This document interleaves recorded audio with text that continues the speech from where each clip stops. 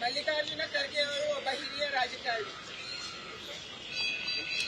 ಮಲ್ಲಿಕಾರ್ಜುನ ಖರ್ಗೆ ಅವರು ದೇಶದಲ್ಲಿ ಕಾಂಗ್ರೆಸ್ ಪಕ್ಷದ ಅಧ್ಯಕ್ಷರಾದ ಮೇಲೆ ತಮ್ಮ ಮಾನಸಿಕ ಸೀಮಿತವನ್ನ ಕಳ್ಕೊಂಡಿದ್ದಾರೆ.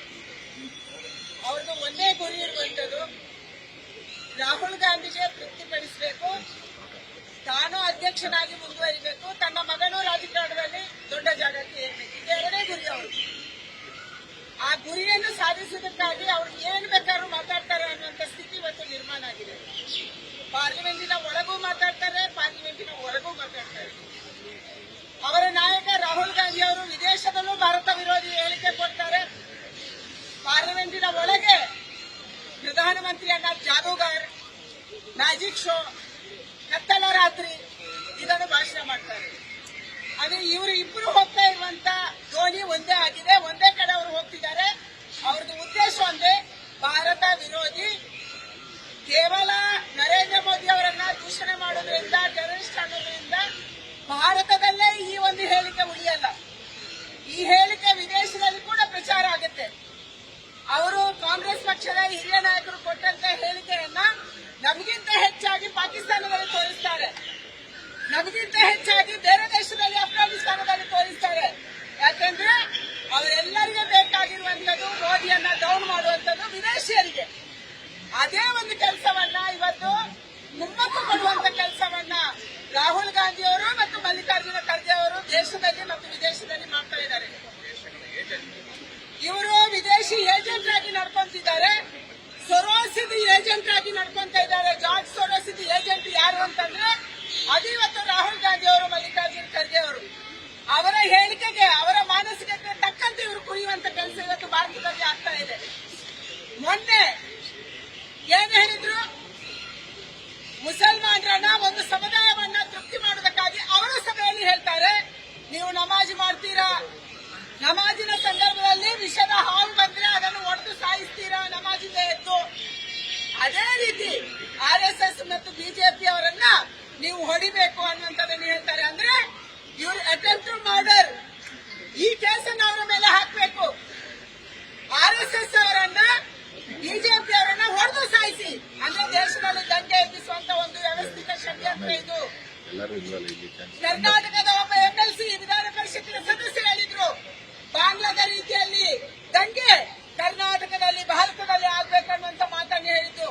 ಅದರ ಮುಂದುವರಿದ ಭಾಗವನ್ನು ಇವತ್ತು ಮಲ್ಲಿಕಾರ್ಜುನ ಖರ್ಗೆ ಅವರು ಹೇಳ್ತಾ ಇದ್ದಾರೆ. ಅದರ ಮುಂದುವರಿದ ಭಾಗವನ್ನು ರಾಹುಲ್ ಗಾಂಧಿ ಅವರು ಹೇಳ್ತಾ ಇದ್ದಾರೆ. ದೇಶದ ಪ್ರಧಾನಿಯವನ್ನ ಟೆರರಿಸ್ಟ್ ಅಂತ ಹೇಳಿರುವಂತದ್ದು ಇದು ನಮ್ಮ ದೇಶದಲ್ಲಿ ಮಾತ್ರ ಹಾಗೆ ಹೇಳಿ ಉಳ್ಕೊಳ್ಳಕ್ಕೆ ಸಾಧ್ಯ. ಯಾವುದೇ ದೇಶದ ಪ್ರಧಾನಿಯನ್ನ ಆ ದೇಶದ ಜನ ಆ ರೀತಿ ಕರೆಯಲ್ಲ. ಯಾಕಂದ್ರೆ ದೇಶದ ಪ್ರಧಾನಿ ದೇಶಕ್ಕೆ ಪ್ರಧಾನಿ, ಅವ್ರು ಯಾವುದೊಬ್ಬ ಪಕ್ಷದ ನಾಯಕ ಅಲ್ಲ. ಮನಮೋಹನ್ ಸಿಂಗ್ ಇದ್ದಾಗ ಮನಮೋಹನ್ ಸಿಂಗ್ ಕೇವಲ ಕಾಂಗ್ರೆಸ್ಸಿನ ನಾಯಕ ಆಗಿರ್ಲಿಲ್ಲ, ಅವರು ದೇಶದ ಪ್ರಧಾನಿ ಆಗಿದ್ರು. ಅವರಿಗೆ ಸಿಗುವ ಗೌರವ ದೇಶಕ್ಕೆ ಸಿಗುವ ಗೌರವ, ಅವರಿಗೆ ಆಗುವಂತ ಅವಮಾನ ಅದು ದೇಶಕ್ಕೆ ಆಗುವ ಅವಮಾನ ಅಂತ ನಾವು ಅನ್ಕೊಂತ ಇದೀವಿ. ಆದ್ರೆ ಕಾಂಗ್ರೆಸ್ ಅವರು ಕೇವಲ ರಾಜಕಾರಣಿಯ ಮಾತ್ರ ನೋಡ್ತಾ ಇದ್ದಾರೆ, ಪಕ್ಷ ರಾಜಕಾರಣ ನೋಡ್ತಾ ಇದ್ದಾರೆ. ತಲೆಗೆ ಕುರ್ಚಿ ಸಿಕ್ಕಿಲ್ಲ ಅಂದ್ರೆ ಎಲ್ಲರೂ ಭಯೋತ್ಪಾದಕರು, ತಲೆಗೆ ಕುರ್ಚಿ ಸಿಕ್ಕರೆ ಎಲ್ಲವೂ ಸರಿ ಇದೆ.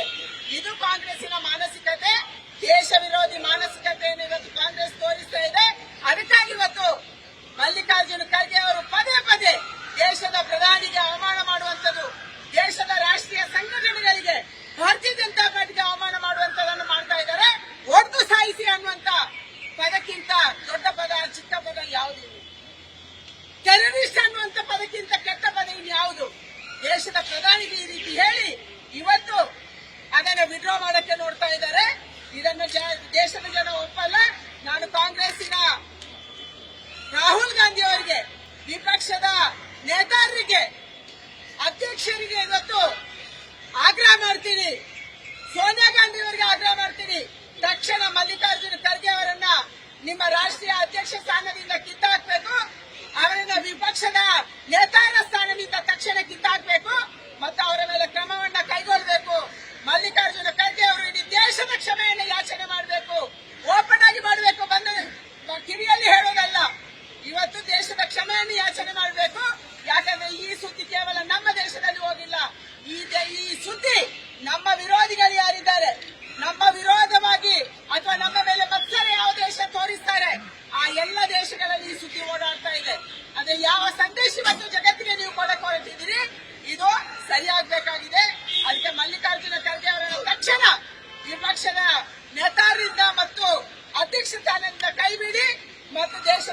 ಕ್ಷಮೆಯನ್ನು ಯಾಚನೆ ಮಾಡುವಂತ ಆಗ್ರಹವನ್ನು ನಾನು ಮಾಡ್ತಾ ಇದ್ದೀನಿ.